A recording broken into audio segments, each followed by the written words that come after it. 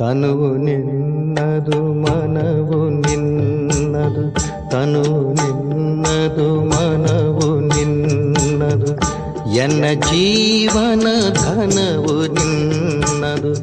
ನಾನು ನಿನ್ನವನೆಂಬ ಹೆಮ್ಮೆಯ ಋಣವು ಮಾತ್ರವೇ ನನ್ನದು. ತನು ನಿನ್ನದು ಮನವು ನಿನ್ನದು.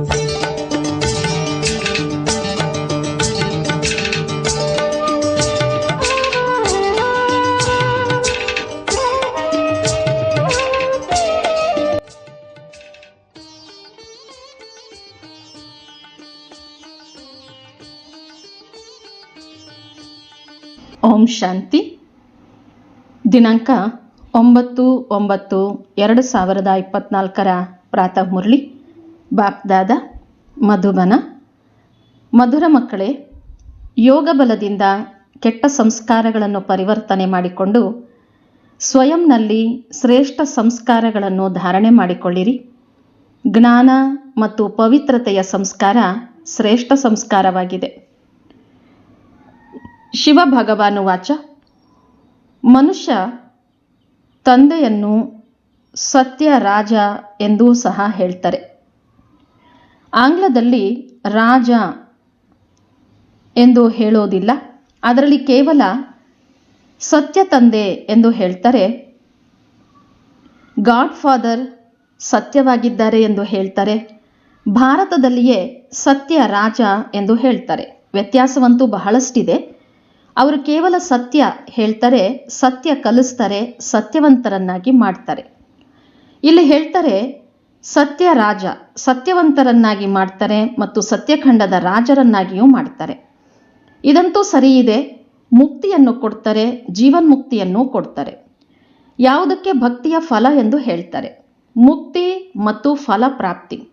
ಭಕ್ತಿಯ ಫಲವನ್ನು ಕೊಡ್ತಾರೆ ಮತ್ತು ಮುಕ್ತರನ್ನಾಗಿ ಮಾಡ್ತಾರೆ. ಮಕ್ಕಳು ತಿಳಿದುಕೊಂಡಿದ್ದೀರಿ, ನಮಗೆ 2 ಕೊಡ್ತಾರೆ. ಮುಕ್ತ ಎಲ್ಲರನ್ನೂ ಮಾಡ್ತಾರೆ, ಫಲ ನಿಮಗೆ ಕೊಡ್ತಾರೆ. ಮುಕ್ತಿ ಮತ್ತು ಫಲ ಪ್ರಾಪ್ತಿ. ಇದು ಸಹ ಭಾಷೆ ಮಾಡಲಾಗಿದೆಯಲ್ಲವೇ? ಭಾಷೆಗಳಂತೂ ಅನೇಕ ಇವೆ. ಶಿವಬಾಬಾರವರ ಹೆಸರು ಸಹ ಅನೇಕ ಇಟ್ಟು ಬಿಡುತ್ತಾರೆ. ಯಾರಿಗಾದರೂ ಹೇಳಿ ಅವರ ಹೆಸರು ಶಿವಬಾಬಾ ಆಗಿದೆ ಎಂದು, ಆಗ ಅವರು ಹೇಳ್ತಾರೆ, ನಾವಂತೂ ಅವರನ್ನು ಮಾಲೀಕ ಎಂದೇ ಕರೀತೇವೆ. ಮಾಲೀಕ ಸರಿ ಇದೆ, ಆದರೆ ಅವರದ್ದು ಸಹ ಹೆಸರಿರುತ್ತದೆಯಲ್ಲವೇ? ನಾಮರೂಪದಿಂದ ಯಾವುದೇ ವಸ್ತುವಿಲ್ಲ. ಮಾಲೀಕನೂ ಸಹ ಯಾವುದೋ ವಸ್ತುವಿಗೆ ಆಗುತ್ತಾರಲ್ಲವೇ? ನಾಮರೂಪವಂತೂ ಅವಶ್ಯವಾಗಿದೆ. ಈಗ ನೀವು ಮಕ್ಕಳು ತಿಳಿದುಕೊಂಡಿದ್ದೀರಿ, ತಂದೆ ನಿಜವಾಗಿಯೂ ಮುಕ್ತರನ್ನಾಗಿ ಮಾಡ್ತಾರೆ. ನಂತರ ಶಾಂತಿಧಾಮಕ್ಕೆ ಎಲ್ಲರೂ ಅವಶ್ಯವಾಗಿ ಹೋಗಬೇಕಾಗಿದೆ. ಪ್ರತಿಯೊಬ್ಬರೂ ತಮ್ಮ ಮನೆಯನ್ನು ನೋಡಬೇಕು. ಮನೆಯಿಂದ ಬಂದಿದ್ದೇವೆಂದರೆ ಮೊದಲು ಅದನ್ನು ನೋಡುವೆವು. ಅದಕ್ಕೆ ಹೇಳಲಾಗ್ತದೆ ಗತಿ ಸದ್ಗತಿ. ಅಕ್ಷರವಂತೂ ಹೇಳ್ತಾರೆ, ಆದರೆ ಅರ್ಥರಹಿತ. ನೀವು ಮಕ್ಕಳಿಗೆ ಭಾವನೆ ಇದೆ, ನಾವು ನಮ್ಮ ಮನೆಗೆ ಹೋಗ್ತೇವೆ ಮತ್ತು ಫಲವೂ ಸಿಗ್ತದೆ. ನಂಬರ್ ವಾರಾಗಿ ನಿಮಗೆ ಸಿಗ್ತದೆ ಮತ್ತು ಅನ್ಯ ಧರ್ಮದವರಿಗೆ ನಂತರ ಸಮಯಾನುಸಾರವಾಗಿ ಸಿಗುವುದು. ತಂದೆ ತಿಳಿಸಿದ್ದಾರೆ, ಈ ಕರಪತ್ರಗಳು ಬಹಳ ಚೆನ್ನಾಗಿವೆ. ನೀವು ಸ್ವರ್ಗವಾಸಿಯಾಗಿದ್ದೀರಾ ಅಥವಾ ನರ್ಗವಾಸಿಯಾಗಿದ್ದೀರಾ? ನೀವು ಮಕ್ಕಳೇ ತಿಳಿದಿದ್ದೀರಿ.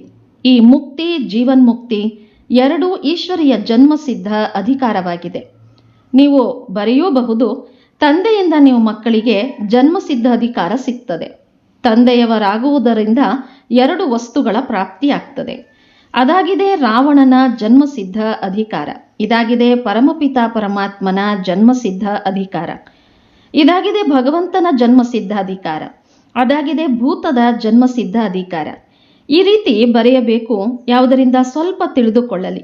ಈಗ ನೀವು ಮಕ್ಕಳು ಸ್ವರ್ಗವನ್ನು ಸ್ಥಾಪನೆ ಮಾಡಬೇಕಾಗಿದೆ. ಎಷ್ಟೊಂದು ಕಾರ್ಯ ಮಾಡಬೇಕಾಗಿದೆ. ಈಗಂತೂ ನೀವು ಚಿಕ್ಕ ಮಕ್ಕಳ ಹಾಗೆ ಇದ್ದೀರಿ. ಹೇಗೆ ಮನುಷ್ಯರು ಕಲಿಯುಗಕ್ಕೆ ಹೇಳ್ತಾರೆ ಇನ್ನೂ ಮಗುವಾಗಿದೆ, ತಂದೆ ಹೇಳ್ತಾರೆ ಸತ್ಯಯುಗದ ಸ್ಥಾಪನೆಯಲ್ಲಿ ಮಗುವಾಗಿದ್ದೀರಿ. ಈಗ ನೀವು ಮಕ್ಕಳಿಗೆ ಆಸ್ತಿ ಸಿಗುತ್ತಿದೆ.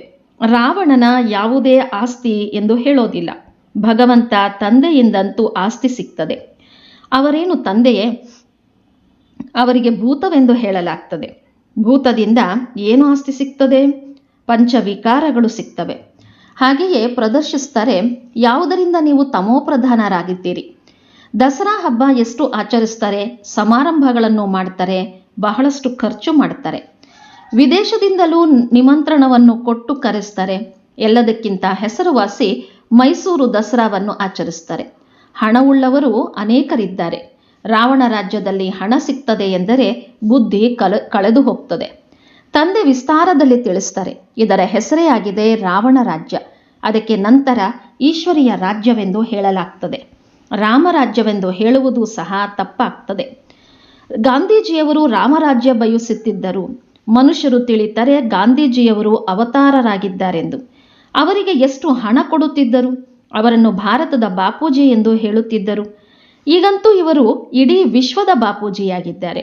ಈಗ ನೀವು ಇಲ್ಲಿ ಕುಳಿತಿದ್ದೀರಿ, ತಿಳಿದುಕೊಂಡಿದ್ದೀರಿ ಎಷ್ಟು ಜೀವಾತ್ಮರಿರಬಹುದು. ಜೀವ ವಿನಾಶಿಯಾಗಿದೆ, ಆತ್ಮ ಅವಿನಾಶಿಯಾಗಿದೆ. ಆತ್ಮರು ಅನೇಕರಿದ್ದಾರೆ. ಹೇಗೆ ಆಕಾಶದಲ್ಲಿ ನಕ್ಷತ್ರಗಳು ಇರುತ್ತವೆಯಲ್ಲವೇ? ನಕ್ಷತ್ರಗಳು ಹೆಚ್ಚು ಇವೆಯೋ ಅಥವಾ ಆತ್ಮರು ಹೆಚ್ಚಿದ್ದಾರೆಯೋ? ಏಕೆಂದರೆ ನೀವು ಧರಣಿಯ ನಕ್ಷತ್ರಗಳಾಗಿದ್ದೀರಿ ಮತ್ತು ಅವು ಆಕಾಶದ ನಕ್ಷತ್ರಗಳು. ನಿಮಗೆ ದೇವತೆಗಳು ಎಂದು ಹೇಳ್ತಾರೆ, ಅವರು ಅವುಗಳಿಗೂ ದೇವತೆ ಎಂದು ಹೇಳ್ತಾರೆ. ನಿಮಗೆ ಅದೃಷ್ಟದ ನಕ್ಷತ್ರಗಳೆಂದು ಹೇಳುತ್ತಾರಲ್ಲವೇ? ಒಳ್ಳೆಯದು. ಈ ವಿಷಯದ ಮೇಲೆ ನಂತರ ಪರಸ್ಪರ ವಾರ್ತಾಲಾಪ ಮಾಡಿರಿ. ಬಾಬಾರವರು ಈ ವಿಷಯದ ಬಗ್ಗೆ ಎತ್ತುವುದಿಲ್ಲ. ತಿಳಿಸಲಾಗಿದೆ, ಎಲ್ಲ ಆತ್ಮರ ಒಬ್ಬ ತಂದೆಯಾಗಿದ್ದಾರೆ. ಇವರ ಬುದ್ಧಿಯಲ್ಲಿ ಎಲ್ಲವೂ ಇದೆ. ಯಾರೆಲ್ಲ ಮನುಷ್ಯ ಮಾತ್ರರಿದ್ದಾರೆ, ಎಲ್ಲರ ತಂದೆಯಾಗಿದ್ದಾರೆ. ಇದಂತೂ ಎಲ್ಲರೂ ತಿಳಿದುಕೊಂಡಿದ್ದಾರೆ. ಇಡೀ ಸೃಷ್ಟಿ ಸಮುದ್ರದ ಮೇಲೆ ನಿಂತಿದೆ. ಇದು ಸಹ ಎಲ್ಲರಿಗೂ ಗೊತ್ತಿಲ್ಲ. ತಂದೆ ತಿಳಿಸಿದ್ದರು, ಈ ರಾವಣ ರಾಜ್ಯ ಇಡೀ ಸೃಷ್ಟಿಯ ಮೇಲಿದೆ. ಈ ರೀತಿಯಲ್ಲ, ರಾವಣನ ರಾಜ್ಯ ಯಾವುದೋ ಸಾಗರನ ಪಾರದಲ್ಲಿದೆ. ಸಾಗರವಂತೂ ಎಲ್ಲ ಕಡೆ ಇದೆ. ಹೇಳ್ತಾರೆ, ಕೆಳಗಡೆ ಗೂಳಿ ಇದೆ, ಅದರ ಒಂದು ಕೊಂಬಿನ ಮೇಲೆ ಸೃಷ್ಟಿ ನಿಂತಿದೆ. ಯಾವಾಗ ಸುಸ್ತಾಗ್ತದೆ ಆಗ ಕೊಂಬನ್ನು ಬದಲಾಯಿಸ್ತದೆ. ಈಗ ಹಳೆಯ ಪ್ರಪಂಚ ವಿನಾಶವಾಗಿ ಹೊಸ ಪ್ರಪಂಚದ ಸ್ಥಾಪನೆಯಾಗ್ತದೆ. ಶಾಸ್ತ್ರಗಳಲ್ಲಿ ಅನೇಕ ಪ್ರಕಾರದ ಮಾತುಗಳನ್ನು ದಂತ ಕಥೆಗಳಲ್ಲಿ ಬರೆದಿದ್ದಾರೆ. ಮಕ್ಕಳು ತಿಳಿದುಕೊಂಡಿದ್ದೀರಿ, ಇಲ್ಲಿ ಎಲ್ಲ ಆತ್ಮರು ಶರೀರದ ಜೊತೆ ಇದ್ದಾರೆ. ಇದಕ್ಕೆ ಜೀವಾತ್ಮಗಳೆಂದು ಹೇಳಲಾಗ್ತದೆ. ಅಲ್ಲಿ ಆತ್ಮಗಳ ಮನೆ ಇದೆ, ಅಲ್ಲಂತೂ ಶರೀರವಿಲ್ಲ. ಅವರನ್ನು ನಿರಾಕಾರವೆಂದು ಹೇಳಲಾಗ್ತದೆ. ಜೀವ ಆಕಾರಿಯಾಗಿದೆ, ಅದಕ್ಕೆ ಸಾಕಾರವೆಂದು ಹೇಳಲಾಗ್ತದೆ. ನಿರಾಕಾರನಿಗೆ ಶರೀರವಿರೋದಿಲ್ಲ. ಇದಾಗಿದೆ ಸಾಕಾರಿ ಸೃಷ್ಟಿ, ಅದಾಗಿದೆ ನಿರಾಕಾರಿ ಆತ್ಮಗಳ ಪ್ರಪಂಚ. ಇದನ್ನು ಸೃಷ್ಟಿ ಎಂದು ಹೇಳಲಾಗ್ತದೆ, ಅದಕ್ಕೆ ನಿರಾಕಾರಿ ಪ್ರಪಂಚವೆಂದು ಹೇಳಲಾಗ್ತದೆ. ಯಾವಾಗ ಆತ್ಮ ಶರೀರದಲ್ಲಿ ಬರ್ತದೆ ಆಗ ಚಲನ ವಲನ ನಡೀತದೆ. ಇಲ್ಲವೆಂದರೆ ಶರೀರ ಯಾವ ಕೆಲಸಕ್ಕೂ ಬರೋದಿಲ್ಲ. ಅದನ್ನು ನಿರಾಕಾರಿ ಪ್ರಪಂಚವೆಂದು ಹೇಳಲಾಗ್ತದೆ. ಎಷ್ಟೆಲ್ಲ ಆತ್ಮರಿದ್ದಾರೆ, ಅವರೆಲ್ಲರೂ ಅಂತಿಮದಲ್ಲಿ ಬರಬೇಕಾಗ್ತದೆ. ಅದಕ್ಕೆ ಇದನ್ನು ಪುರುಷೋತ್ತಮ ಸಂಗಮ ಯುಗವೆಂದು ಹೇಳಲಾಗ್ತದೆ. ಎಲ್ಲ ಆತ್ಮರು ಯಾವಾಗ ಇಲ್ಲಿ ಬರ್ತವೆ ಆಗ ಅಲ್ಲಿ ಒಂದು ಆತ್ಮವೂ ಇರೋದಿಲ್ಲ. ಅಲ್ಲಿ ಯಾವಾಗ ಒಮ್ಮೆಲೇ ಖಾಲಿಯಾಗ್ತದೆ ಆಗ ಎಲ್ಲರೂ ವಾಪಸ್ ಹೋಗ್ತಾರೆ. ನೀವು ಈ ಸಂಸ್ಕಾರವನ್ನು ನಂಬರ್ವಾರ್ ಪುರುಷಾರ್ಥದನುಸಾರವಾಗಿ ತೆಗೆದುಕೊಂಡು ಹೋಗ್ತೀರಿ. ಕೆಲವರು ಜ್ಞಾನದ ಸಂಸ್ಕಾರವನ್ನು ತೆಗೆದುಕೊಂಡು ಹೋಗ್ತಾರೆ, ಕೆಲವರು ಪವಿತ್ರತೆಯ ಸಂಸ್ಕಾರವನ್ನು ತೆಗೆದುಕೊಂಡು ಹೋಗ್ತಾರೆ. ಇಲ್ಲಿಯೇ ಬರಬೇಕಾಗ್ತದೆ, ಆದರೆ ಮೊದಲು ಮನೆಗೆ ಹೋಗಬೇಕಾಗ್ತದೆ. ಅಲ್ಲಿ ಒಳ್ಳೆಯ ಸಂಸ್ಕಾರಗಳಿವೆ, ಇಲ್ಲಿ ಕೆಟ್ಟ ಸಂಸ್ಕಾರಗಳಿವೆ. ಒಳ್ಳೆಯ ಸಂಸ್ಕಾರಗಳು ಬದಲಾಗಿ ಕೆಟ್ಟ ಸಂಸ್ಕಾರಗಳಾಗ್ತವೆ. ನಂತರ ಕೆಟ್ಟ ಸಂಸ್ಕಾರಗಳು ಯೋಗ ಬಲದಿಂದ ಒಳ್ಳೆಯದಾಗ್ತವೆ. ಒಳ್ಳೆಯ ಸಂಸ್ಕಾರಗಳನ್ನು ಅಲ್ಲಿ ತೆಗೆದುಕೊಂಡು ಹೋಗ್ತೇವೆ. ತಂದೆಯಲ್ಲಿಯೂ ಓದಿಸುವ ಸಂಸ್ಕಾರವಿದೆಯಲ್ಲವೇ? ಯಾವುದರಿಂದ ಬಂದು ತಿಳಿಸ್ತಾರೆ, ರಚಯಿತ ಮತ್ತು ರಚನೆಯ ಆದಿ ಮಧ್ಯಾಂತ್ಯದ ರಹಸ್ಯ ತಿಳಿಸ್ತಾರೆ. ಬೀಜದ ಬಗ್ಗೆ ತಿಳಿಸ್ತಾರೆ, ಇಡೀ ವೃಕ್ಷದ ಬಗ್ಗೆಯೂ ತಿಳಿಸ್ತಾರೆ. ಬೀಜದ ಬಗ್ಗೆ ತಿಳಿಯುವುದಾಗಿದೆ ಜ್ಞಾನ ಮತ್ತು ವೃಕ್ಷದ ಬಗ್ಗೆ ತಿಳಿಯುವುದಾಗಿದೆ ಭಕ್ತಿ. ಭಕ್ತಿಯಲ್ಲಿ ಬಹಳಷ್ಟು ವಿಸ್ತಾರವಿದೆಯಲ್ಲವೇ? ಬೀಜವನ್ನು ನೆನಪು ಮಾಡುವುದು ಸಹಜವಾಗಿದೆ, ಅಲ್ಲಿಯೇ ಹೋಗಬೇಕಾಗಿದೆ. ತಮೋಪ್ರಧಾನರಿಂದ ಸತೋಪ್ರಧಾನರಾಗುವುದರಲ್ಲಿ ಸ್ವಲ್ಪವೇ ಸಮಯ ಹಿಡಿಸ್ತದೆ. ನಂತರ ಸತೋಪ್ರಧಾನದಿಂದ ತಮೋಪ್ರಧಾನರಾಗುವುದರಲ್ಲಿ 5,000 ವರ್ಷ ಸರಿಯಾಗಿ ಹಿಡಿಸ್ತದೆ. ಈ ಚಕ್ರ ಬಹಳ ನಿಖರವಾಗಿ ಮಾಡಲ್ಪಟ್ಟಿದೆ. ಯಾವುದು ಪುನರಾವರ್ತನೆಯಾಗುತ್ತಿರುತ್ತದೆ. ಬೇರೆ ಯಾರೂ ಈ ಮಾತುಗಳನ್ನು ತಿಳಿಸಲು ಸಾಧ್ಯವಿಲ್ಲ. ನೀವು ತಿಳಿಸಬಹುದು. ಅರ್ಧ ಅರ್ಧ ಮಾಡಲಾಗ್ತದೆ. ಅರ್ಧ ಸ್ವರ್ಗ, ಅರ್ಧ ನರಕ. ನಂತರ ಇದರ ವಿಸ್ತಾರವನ್ನು ತಿಳಿಸ್ತಾರೆ. ಸ್ವರ್ಗದಲ್ಲಿ ಜನ್ಮಗಳು ಕಡಿಮೆ, ಆಯಸ್ಸು ಹೆಚ್ಚಿರುತ್ತದೆ. ನರಕದಲ್ಲಿ ಜನ್ಮಗಳು ಹೆಚ್ಚು, ಆಯಸ್ಸು ಕಡಿಮೆ ಇರ್ತದೆ. ಅಲ್ಲಿ ಯೋಗಿಗಳು, ಇಲ್ಲಿ ಭೋಗಿ. ಅದಕ್ಕೆ ಇಲ್ಲಿ ಬಹಳ ಜನ್ಮಗಳಿರ್ತವೆ. ಈ ಮಾತುಗಳನ್ನು ಬೇರೆ ಯಾರೂ ತಿಳಿದುಕೊಂಡಿಲ್ಲ. ಮನುಷ್ಯರಿಗೆ ಏನೂ ಗೊತ್ತಿಲ್ಲ. ದೇವತೆಗಳು ಯಾವಾಗಿದ್ದರು, ಹೇಗೆ ಆದರು, ಎಷ್ಟು ಬುದ್ಧಿವಂತರಾಗಿದ್ದರು, ಇದನ್ನು ನೀವು ತಿಳಿದುಕೊಂಡಿದ್ದೀರಿ. ತಂದೆ ಈ ಸಮಯದಲ್ಲಿ ಮಕ್ಕಳಿಗೆ ಓದಿಸಿ 21 ಜನ್ಮಗಳಿಗೆ ಆಸ್ತಿ ಕೊಡ್ತಾರೆ. ನಂತರ ನಿಮ್ಮ ಈ ಸಂಸ್ಕಾರಗಳಿರೋದಿಲ್ಲ. ಯಾವಾಗ ರಾಜ್ಯ ಮಾಡುವ ಸಂಸ್ಕಾರವಿರ್ತದೆ, ಆಗ ಜ್ಞಾನ ವಿದ್ಯೆಯ ಸಂಸ್ಕಾರ ಪೂರ್ಣವಾಗ್ತದೆ. ಈ ಸಂಸ್ಕಾರಗಳು ಪೂರ್ಣವಾದರೆ ನಂಬರ್ ವಾರ್ ಪುರುಷಾರ್ಥದನುಸಾರ ರುದ್ರಮಾಲೆಯಲ್ಲಿ ಪೋಣಿಸಲ್ಪಡ್ತೀರಿ. ನಂತರ ನಂಬರ್ ವಾರಾಗಿ ಪಾತ್ರವನ್ನು ಮಾಡಲು ಬರುವಿರಿ. ಯಾರು ಪೂರ್ಣ 84 ಜನ್ಮಗಳನ್ನು ತೆಗೆದುಕೊಂಡಿದ್ದಾರೆ ಅವರೇ ಮೊದಲು ಬರುವರು. ಅವರ ಹೆಸರನ್ನು ಹೇಳ್ತಾರೆ. ಶ್ರೀಕೃಷ್ಣನಂತೂ ಸ್ವರ್ಗದ ಮೊದಲನೇ ರಾಜಕುಮಾರನಾಗಿದ್ದಾನೆ. ನೀವು ತಿಳಿದುಕೊಂಡಿದ್ದೀರಿ, ಕೇವಲ ಒಬ್ಬರೇ ಇರಲು ಸಾಧ್ಯವಿಲ್ಲ. ಇಡೀ ರಾಜಧಾನಿ ಇರುತ್ತದೆಯಲ್ಲವೇ? ರಾಜನ ಜೊತೆ ಪ್ರಜೆಯೂ ಬೇಕಾಗ್ತದೆ. ಒಬ್ಬರಿಂದ ಇನ್ನೊಬ್ಬರು ಬರಬಹುದು. ಒಂದು ವೇಳೆ 8 ಜನ ಒಟ್ಟಿಗೆ ಬರ್ತಾರೆ ಎಂದು ಹೇಳಿದರೆ ಶ್ರೀಕೃಷ್ಣನಂತೂ ಮೊದಲು ಬರುವರು. 8 ಜನ ಒಟ್ಟಿಗೆ ಬಂದರೆ ಶ್ರೀಕೃಷ್ಣನ ಗಾಯನ ಇಷ್ಟೊಂದು ಏಕೆ? ಈ ಎಲ್ಲ ಮಾತನ್ನು ನಂತರ ತಿಳಿಸುವರು. ಹೇಳುತ್ತಾರಲ್ಲವೇ, ಇಂದು ನಿಮಗೆ ಬಹಳ ಗುಹ್ಯವಾದ ಮಾತುಗಳನ್ನು ತಿಳಿಸುತ್ತೇನೆ ಎಂದು. ಏನೋ ಇನ್ನೂ ಉಳಿದುಕೊಂಡಿದೆ ಎಲ್ಲವೇ? ಈ ಯುಕ್ತಿ ಚೆನ್ನಾಗಿದೆ. ಯಾವ ಮಾತನ್ನು ತಿಳಿದುಕೊಂಡಿಲ್ಲ ಆಗ ಹೇಳಿ ತಮ್ಮ ದೊಡ್ಡ ಅಕ್ಕನವರು ಉತ್ತರ ಕೊಡಬಹುದು. ಅಥವಾ ಈ ರೀತಿ ಹೇಳಿ, ತಂದೆ ಇದರ ಬಗ್ಗೆ ನಮಗೆ ಇನ್ನೂ ತಿಳಿಸಿಲ್ಲ ಎಂದು. ದಿನ ಪ್ರತಿದಿನ ಗುಹ್ಯವಾದ ಮಾತುಗಳನ್ನು ತಿಳಿಸ್ತಾರೆ. ಇದನ್ನು ಹೇಳೋದರಲ್ಲಿ ನಾಚಿಕೆಯ ಮಾತಿಲ್ಲ. ಗುಹ್ಯವಾದ ಮಾತುಗಳನ್ನು ಯಾವಾಗ ಕೇಳ್ತೀರಿ ಆಗ ನಿಮಗೆ ಬಹಳ ಖುಷಿ ಆಗ್ತದೆ. ಅಂತಿಮದಲ್ಲಿ ಹೇಳ್ತಾರೆ, ಮನ್ಮನಾಭವ ಮತ್ತು ಮಧ್ಯಾಜೀಭವ. ಅಕ್ಷರವೂ ಸಹ ಶಾಸ್ತ್ರ ಮಾಡುವವರು ಬರೆದಿದ್ದಾರೆ. ತಬ್ಬಿಬ್ಬಾಗುವುದರ ಅವಶ್ಯಕತೆ ಇಲ್ಲ. ಮಗುವು ತಂದೆಯವರಾದರೂ ಮತ್ತು ಬೇಹದ್ದಿನ ಸುಖ ಸಿಕ್ಕಿತು. ಇದರಲ್ಲಿ ಮನಸ ವಾಚ ಕರ್ಮಣ ಪವಿತ್ರತೆಯ ಅವಶ್ಯಕತೆ ಇದೆ. ಲಕ್ಷ್ಮೀನಾರಾಯಣರಿಗೆ ತಂದೆಯ ಆಸ್ತಿ ಸಿಕ್ಕಿದೆಯಲ್ಲವೇ? ಇವರು ಮೊದಲನೇ ನಂಬರಿನವರಾಗಿದ್ದಾರೆ. ಯಾರದ್ದು ಪೂಜೆ ನಡೀತದೆ ತಮ್ಮನ್ನು ನೋಡಿಕೊಳ್ಳಿ, ನಮ್ಮಲ್ಲಿ ಇಂತಹ ಗುಣಗಳಿವೆಯೇ? ಈಗಂತೂ ನಿರ್ಗುಣರಾಗಿದ್ದೇವೆ ಅಲ್ಲವೇ? ತಮ್ಮ ಅವಗುಣಗಳ ಬಗ್ಗೆ ಯಾರಿಗೂ ಗೊತ್ತಿಲ್ಲ. ಈಗ ನೀವು ತಂದೆಯವರಾಗಿದ್ದೀರಿ ಎಂದರೆ ಅವಶ್ಯವಾಗಿ ಬದಲಾಗಬೇಕಾಗ್ತದೆ. ತಂದೆ ಬುದ್ಧಿಯ ಬೀಗ ತೆರೆದಿದ್ದಾರೆ. ಬ್ರಹ್ಮ ಮತ್ತು ವಿಷ್ಣುವಿನ ರಹಸ್ಯ ತಿಳಿಸಿದ್ದಾರೆ. ಇದು ಪತಿತವಾಗಿದೆ, ಅದು ಪಾವನವಾಗಿದೆ. ಈ ಪುರುಷೋತ್ತಮ ಸಂಗಮ ಯುಗದಲ್ಲಿಯೇ ದತ್ತು ತೆಗೆದುಕೊಳ್ಳಲಾಗ್ತದೆ. ಪ್ರಜಾಪಿತ ಬ್ರಹ್ಮ ಯಾವಾಗ ಇರ್ತಾರೆ ಆಗಲೇ ದತ್ತು ತೆಗೆದುಕೊಳ್ಳಲಾಗ್ತದೆ. ಸತ್ಯಯುಗದಲ್ಲಂತೂ ಇರೋದಿಲ್ಲ. ಇಲ್ಲಿಯೂ ಯಾರಿಗಾದರೂ ಮಕ್ಕಳಿಲ್ಲವೆಂದರೆ ದತ್ತು ತೆಗೆದುಕೊಳ್ತಾರಲ್ಲವೇ? ಪ್ರಜಾಪಿತನಿಗೂ ಅವಶ್ಯವಾಗಿ ಬ್ರಾಹ್ಮಣ ಮಕ್ಕಳು ಬೇಕಲ್ಲವೇ?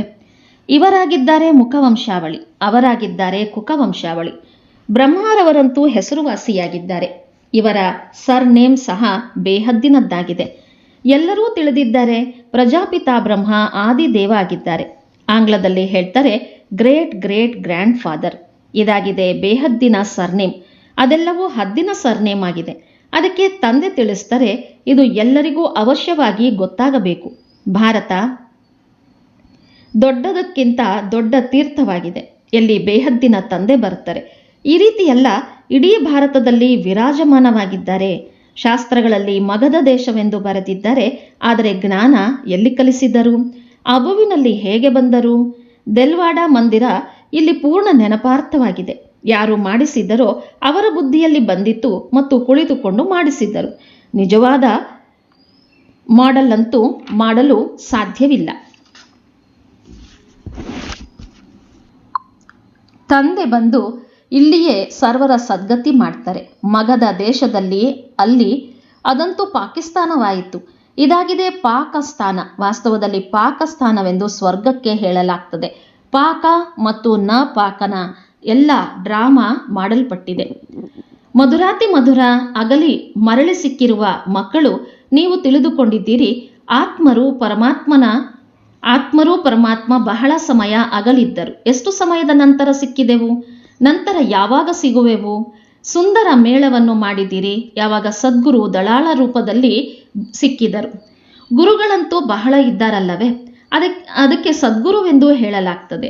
ಸ್ತ್ರೀ ಯಾವಾಗ ಮದುವೆ ಮಾಡಿಕೊಳ್ತಾರೆ ಆಗ ಹೇಳ್ತಾರೆ, ಈ ಪತಿ ನಿಮ್ಮ ಗುರು ಈಶ್ವರನಾಗಿದ್ದಾನೆ. ಪತಿಯಂತೂ ಮೊಟ್ಟ ಮೊದಲು ಅಪವಿತ್ರರನ್ನಾಗಿ ಮಾಡ್ತಾರೆ. ಇತ್ತೀಚೆಗೆ ಪ್ರಪಂಚದಲ್ಲಿ ಬಹಳಷ್ಟು ಕೊಳಕಾಗಿದ್ದಾರೆ. ಈಗಂತೂ ನೀವು ಮಕ್ಕಳನ್ನು ಹೂಗಳನ್ನಾಗಿ ಮಾಡ್ತಾರೆ. ನೀವು ಮಕ್ಕಳಿಗೆ ಪಕ್ಕಾ ಕಂಕಣವನ್ನು ಕಟ್ತಾರೆ. ಶಿವ ಜಯಂತಿಯ ಜೊತೆಯಲ್ಲಿಯೇ ರಕ್ಷಾಬಂಧನವಾಗ್ತದೆ. ಗೀತಾ ಜಯಂತಿಯೂ ಸಹ ಗೊತ್ತಾಗಬೇಕು. ಶ್ರೀಕೃಷ್ಣನ ಜಯಂತಿ ಸ್ವಲ್ಪ ಸಮಯದ ನಂತರ ಹೊಸ ಪ್ರಪಂಚದಲ್ಲಿ ಆಗುವುದು. ಉಳಿದ ಹಬ್ಬಗಳೆಲ್ಲವೂ ಈ ಸಮಯದ್ದಾಗಿದೆ. ರಾಮನವಮಿ ಯಾವಾಗ ಇತ್ತು ಇದು ಸಹ ಯಾರಿಗೂ ಗೊತ್ತಿಲ್ಲ. ನೀವು ಹೇಳ್ತೀರಿ ಹೊಸ ಪ್ರಪಂಚದಲ್ಲಿ 1250 ವರ್ಷದ ನಂತರದಲ್ಲಿ ರಾಮನವಮಿ ಇರ್ತದೆ. ಶಿವ ಜಯಂತಿ, ಕೃಷ್ಣ ಜಯಂತಿ, ರಾಮ ಜಯಂತಿ ಯಾವಾಗಾಗಿತ್ತು ಇದು ಯಾರು ಹೇಳಲು ಸಾಧ್ಯವಿಲ್ಲ. ನೀವು ಮಕ್ಕಳು ಈಗ ತಂದೆ ಮೂಲಕ ತಿಳಿದುಕೊಂಡಿದ್ದೀರಿ. ಸರಿಯಾಗಿ ಹೇಳಬಹುದು. ಇಡೀ ಪ್ರಪಂಚದ ಜೀವನ ಕಥೆಯನ್ನು ನೀವು ಹೇಳಬಹುದು. ಲಕ್ಷಾಂತರ ವರ್ಷಗಳ ಮಾತು ಹೇಳಲು ಸಾಧ್ಯವಿಲ್ಲ. ತಂದೆ ಎಷ್ಟು ಚೆನ್ನಾಗಿ ಬೇಹದ್ದಿನ ವಿದ್ಯೆಯನ್ನು ಓದಿಸ್ತಾರೆ. ಒಂದೇ ಬಾರಿ ನೀವು 21 ಜನ್ಮಕ್ಕಾಗಿ ಅಪವಿತ್ರರಾಗುವುದರಿಂದ ತಪ್ಪಿಸಿಕೊಳ್ತೀರಿ. ಈಗ ನೀವು ಪಂಚವಿಕಾರಗಳ ರೂಪಿ ರಾವಣನ ಪರ ರಾಜ್ಯದಲ್ಲಿದ್ದೀರಿ. ಈಗ ಇಡೀ 84ರ ಚಕ್ರ ನಿಮ್ಮ ಸ್ಮೃತಿಯಲ್ಲಿದೆ. ಒಳ್ಳೆಯದು. ಮಧುರಾತಿ ಮಧುರ ಅಗಲಿ ಮರಳಿ ಸಿಕ್ಕಿರುವ ಮಕ್ಕಳ ಪ್ರತಿ ಮಾತಾಪಿತಾ ಬಾಪ್ದಾದರವರ ನೆನಪು, ಪ್ರೀತಿ ಹಾಗೂ ಸುಪ್ರಭಾತ. ಆತ್ಮಿಕ ತಂದೆಯ ಆತ್ಮಿಕ ಮಕ್ಕಳಿಗೆ ನಮಸ್ತೆ. ಆತ್ಮಿಕ ಮಕ್ಕಳ ಆತ್ಮಿಕ ತಂದೆಗೆ ನಮಸ್ತೆ, ನಮಸ್ತೆ, ನಮಸ್ತೆ. ಧಾರಣೆಗಾಗಿ ಮುಖ್ಯಾಂಶಗಳು. ಬೇಹದ್ದಿನ ಸುಖ ಆಸ್ತಿಯನ್ನು ಪ್ರಾಪ್ತಿ ಮಾಡಿಕೊಳ್ಳಲು ಅವಶ್ಯವಾಗಿ ಮನಸ, ವಾಚ, ಕರ್ಮಣದಿಂದ ಪವಿತ್ರರಾಗಬೇಕಾಗಿದೆ. ಯೋಗ ಬಲದಿಂದ ಒಳ್ಳೆಯ ಶ್ರೇಷ್ಠ ಸಂಸ್ಕಾರವನ್ನು ಧಾರಣೆ ಮಾಡಿಕೊಳ್ಳಬೇಕಾಗಿದೆ. ತಮ್ಮನ್ನು ಗುಣವಂತರನ್ನಾಗಿ ಮಾಡಿಕೊಳ್ಳಬೇಕಾಗಿದೆ. ಸದಾ ಖುಷಿಯಲ್ಲಿರಲು ತಂದೆ ಪ್ರತಿನಿತ್ಯ ಯಾವ ಗುಹ್ಯ ಮಾತುಗಳನ್ನು ತಿಳಿಸುತ್ತಾರೆಯೋ ಅದನ್ನು ಕೇಳಬೇಕು ಮತ್ತು ಅನ್ಯರಿಗೂ ಹೇಳಬೇಕಾಗಿದೆ. ಯಾವುದೇ ಮಾತಿನಲ್ಲಿ ಗೊಂದಲವಾಗಬಾರದು. ಯುಕ್ತಿಯಿಂದ ಉತ್ತರವನ್ನು ಹೇಳಬೇಕು. ಸಂಕೋಚ ಪಡಬಾರದು. ವರದಾನ. ಸುಖ ಸ್ವರೂಪರಾಗಿ ಎಲ್ಲ ಆತ್ಮರಿಗೆ ಸುಖವನ್ನು ಕೊಡುವಂತಹ ಮಾಸ್ಟರ್ ದಾತಾ ಭವ. ಯಾವ ಮಕ್ಕಳು ಸದಾ ಯಥಾರ್ಥ ಕರ್ಮ ಮಾಡ್ತಾರೆ ಅವರಿಗೆ ಆ ಕರ್ಮದ ಪ್ರತ್ಯಕ್ಷ ಫಲ ಖುಷಿ ಮತ್ತು ಶಕ್ತಿ ಸಿಗುವುದು. ಅವರ ಹೃದಯ ಸದಾ ಖುಷಿಯಾಗಿರುವುದು. ಅವರಿಗೆ ಸಂಕಲ್ಪ ಮಾತ್ರವೂ ಸಹ ದುಃಖದ ಅಲೆ ಬರಲು ಸಾಧ್ಯವಿಲ್ಲ. ಸಂಗಮ ಯುಗದ ಬ್ರಾಹ್ಮಣ ಅರ್ಥಾತ್ ದುಃಖದ ಹೆಸರು ಗುರುತೂ ಇರೋದಿಲ್ಲ. ಏಕೆಂದರೆ ಸುಖದಾತನ ಮಕ್ಕಳಾಗಿದ್ದಾರೆ. ಇಂಥ ಸುಖದಾತನ ಮಕ್ಕಳು ಸ್ವಯಂ ಸಹ ಮಾಸ್ಟರ್ ಸುಖದಾತ ಆಗಿರ್ತಾರೆ. ಅವರು ಎಲ್ಲ ಆತ್ಮಗಳಿಗೂ ಸದಾ ಸುಖವನ್ನೇ ಕೊಡ್ತಾರೆ. ಅವರು ಎಂದೂ ದುಃಖ ಕೊಡುವುದೂ ಇಲ್ಲ, ದುಃಖ ತೆಗೆದುಕೊಳ್ಳೋದೂ ಇಲ್ಲ. ಸುವಾಕ್ಯ. ಮಾಸ್ಟರ್ ದಾತ ಆಗಿ ಸಹಯೋಗ, ಸ್ನೇಹ ಮತ್ತು ಸಹಾನುಭೂತಿ ಕೊಡಿ. ಇದೇ ದಯಾಹೃದಯಿ ಆತ್ಮದ ನಿಶಾನಿಯಾಗಿದೆ. ಒಳ್ಳೆಯದು. ಓಂ ಶಾಂತಿ. ಇಂದಿನ ಮುರಳಿಯ ಪ್ರಶ್ನೋತ್ತರ. ನೀವು ಮಕ್ಕಳ ಜನ್ಮಸಿದ್ಧ ಅಧಿಕಾರ ಯಾವುದಾಗಿದೆ? ತಮಗೆ ಯಾವ ಅನುಭವವಾಗ್ತದೆ? ತಮ್ಮ ಜನ್ಮಸಿದ್ಧ ಅಧಿಕಾರ ಮುಕ್ತಿ, ಜೀವನ್ಮುಕ್ತಿಯಾಗಿದೆ. ನಾವು ತಂದೆಯ ಜೊತೆ ಹಿಂತಿರುಗಿ ಮನೆಗೆ ಹೋಗಬೇಕಾಗಿದೆ ಎಂಬುದು ಸಹ ಈಗ ಅನುಭವವಾಗ್ತದೆ. ತಾವು ತಿಳಿದುಕೊಂಡಿದ್ದೀರಿ ತಂದೆ ಭಕ್ತಿಯ ಫಲ ಮತ್ತು ಜೀವನ್ಮುಕ್ತಿ ಕೊಡಲು ಬಂದಿದ್ದಾರೆ. ಈಗ ಎಲ್ಲರೂ ಶಾಂತಿಧಾಮಕ್ಕೆ ಹೋಗಬೇಕಾಗಿದೆ. ಎಲ್ಲರೂ ತಮ್ಮ ಮನೆಯ ಸಾಕ್ಷಾತ್ಕಾರ ಮಾಡಬೇಕಾಗಿದೆ. ಒಳ್ಳೆಯದು. ಓಂ ಶಾಂತಿ.